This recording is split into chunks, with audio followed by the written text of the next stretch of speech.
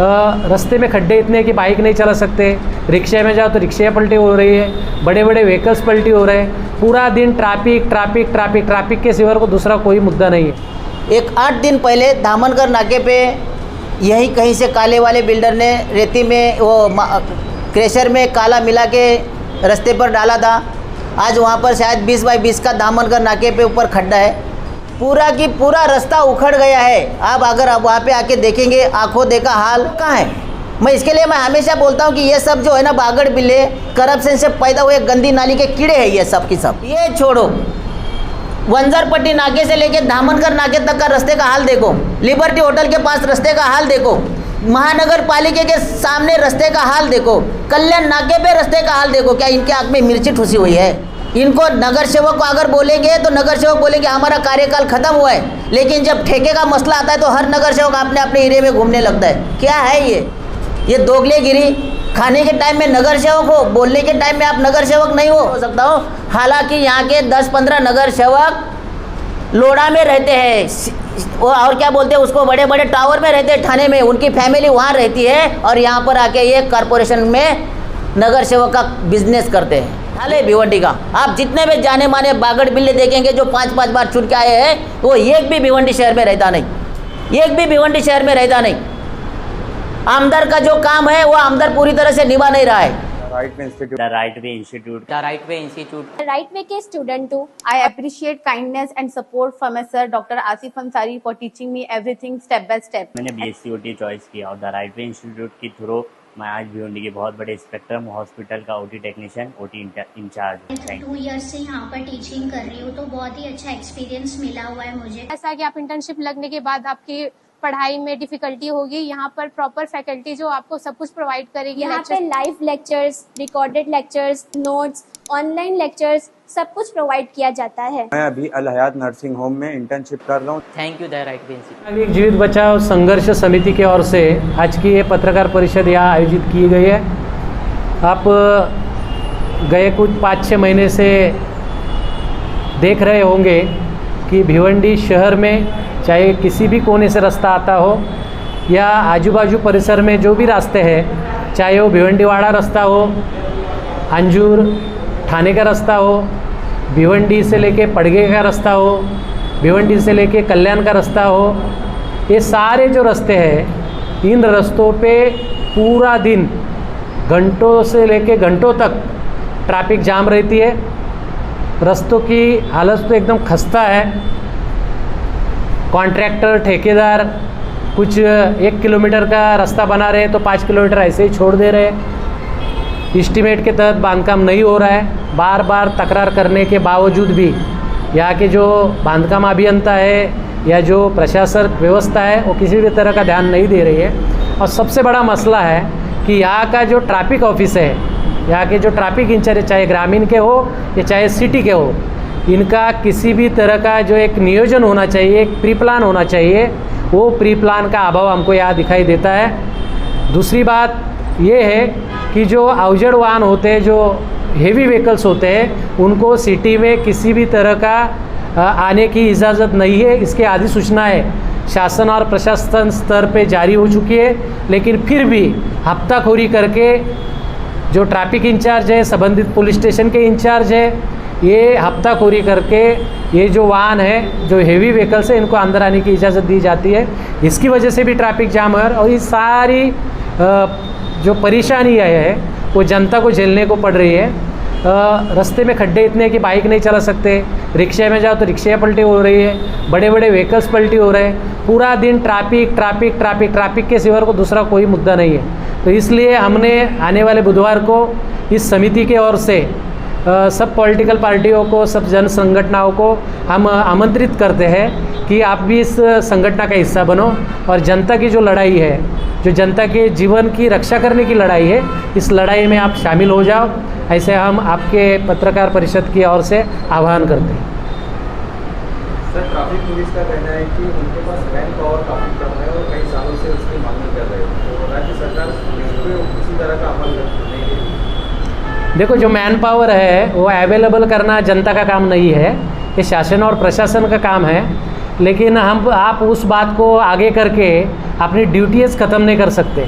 आप देखोगे कि जो एग्जैक्ट स्पॉट है जहाँ ट्रैफिक होती है, अभी मेरे को अविनाश पाटिल गुरुजी बता रहे थे कि जो दामनकर नाका पे अंजूर फाटा के आगे जो कैमरे लगे थे स्कूलों में बाहर, वो कैमरे पुलिस ने निकाल दिए। वहाँ ट्रैफिक नहीं होती है, जहाँ कैमरे नहीं वहाँ ट्रैफिक हो रही है। जानबूझ के पैसा लेके हफ्ताखोरी करते ट्रैफिक हवालदार और उनके जो क्यों फ्रेंड है, ट्रैफिक फ्रेंड बोलते हैं उसको, ये सारे दलाल इन्होंने खड़े किए हैं। बहुत करोड़ों रुपए की, लाखों रुपए की महीने में, दिन में हफ्ताखोरी चालू है और उसी की बदौलत ये ट्रैफिक का मसला और मजबूत होते जा रहा है और तकलीफदायक होते जा रहा है। और रास्ते भी उसके लिए कारणीभूत है। महानगर पालिका खड्डे नहीं भर रही है, वहाँ PWD खड्डे नहीं भर रही है, रास्ते का मरम्मत नहीं कर रही है। सारी जो वजह है तो मैन पावर नहीं है, ये खाली मेन मसले को डाइवर्ट करने के लिए बताया जा रहा है, ये कोई मसला नहीं है। आपसे मैं सवाल नहीं कर रहा हूँ, आपको इस चीज़ का अवगत करा रहा हूँ कि 11 जून को APJ अब्दुल कलाम फ्लाईओवर के ऊपर एक प्लास्टिक डामर लगाया गया था, जो 20 तारीख आते आते पूरा डामर बह गया। फिर से वहाँ पर बड़े बड़े खड्डे हो गए। इसके लेकर आप कुछ कहें? देखो, आजकल के रास्ते जो है ना, वो आम जनता के मरने के साधन बन गए हैं और ठेकेदार अधिकारी इनको पैसा खाने के लिए ये बहुत बड़े साधन बन रहे हैं। तो इस तरह की ऊपर की मलम पट्टी करना, फिर एस्टीमेट बढ़ाना, फिर पैसे निकालना, तो ये लोगों का वो धंधा बन गया है। तो इसके लिए भी मुझे लगता है कि जनता को जागरूक होना चाहिए और ऐसे जो धंधे कर रहे हैं उनके खिलाफ में लड़ना चाहिए।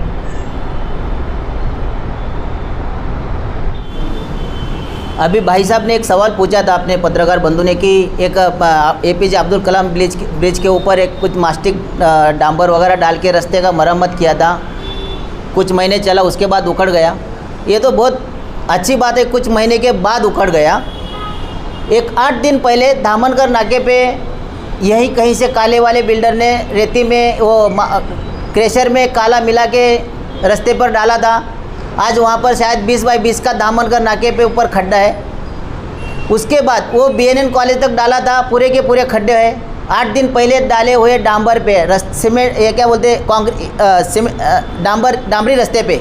उसके बाद आपको बताता हूँ, शंकर डाइंग से लेकर ओसवाल वाड़ी का मतलब जो स्कूल है, ओसवाल स्कूल, वहाँ पर भी शायद 40 बाई ऐसा चौड़ाई में 40 बाई पूरा 2 किलोमीटर का डांबर डाला था। पूरा की पूरा रास्ता उखड़ गया है। आप अगर आप वहाँ पे आके देखेंगे, आंखों देखा हाल, तो अभी 1-1 फुट पे, 2-2 फुट पे 4 बाई 4, 6 बाई 6 के खड्डे गिरे हुए हैं। तो ये क्या है?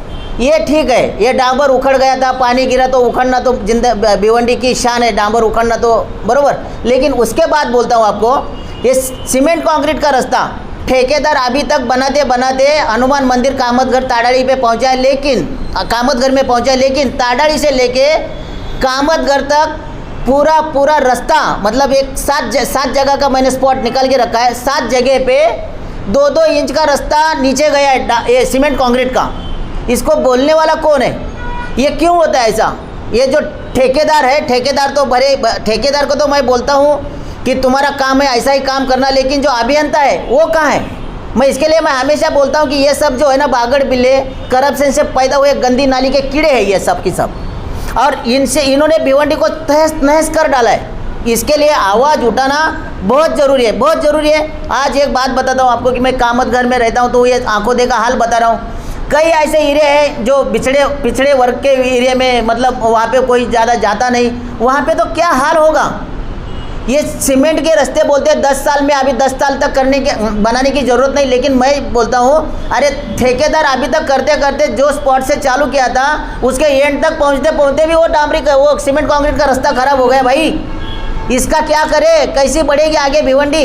ये छोड़ो, वंजरपट्टी नाके से लेके दामनकर नाके तक का रास्ते का हाल देखो, लिबर्टी होटल के पास रास्ते का हाल देखो, महानगर पालिका के सामने रास्ते का हाल देखो, कल्याण नाके पे रास्ते का हाल देखो। क्या इनके आँख में मिर्ची ठुसी हुई है? क्या है? इनको देख के भी चुपचाप बैठते हैं। इनको नगर सेवक को अगर बोलेंगे तो नगर सेवक बोलेंगे हमारा कार्यकाल खत्म हुआ है, लेकिन जब ठेके का मसला आता है तो हर नगर सेवक अपने अपने एरिया में घूमने लगता है। क्या है ये दोगलेगिरी? खाने के टाइम में नगर सेवक हो, बोलने के टाइम में आप नगर सेवक नहीं हो। इसके लिए आवाज़ उठानी बहुत ज़रूरी है। हालांकि मैंने कुछ बोलना बंद कर दिया था, लेकिन किरण चन्ने साहब है, मैं उनके साथ जुड़ा हूँ।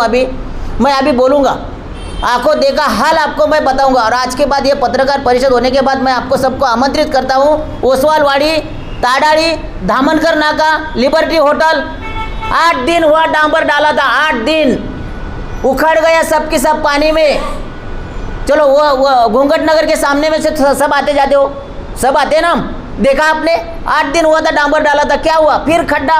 8 दिन में ही खड्डा अगर डांबर का गिरता है तो भिवंडी क्यों नहीं बर्बाद होगी? और भिवंडी के ऊपर आज 600-700 करोड़ का जो लोन है वो कहाँ से भरेंगे?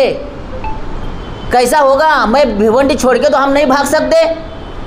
क्यों भागेंगे भाई?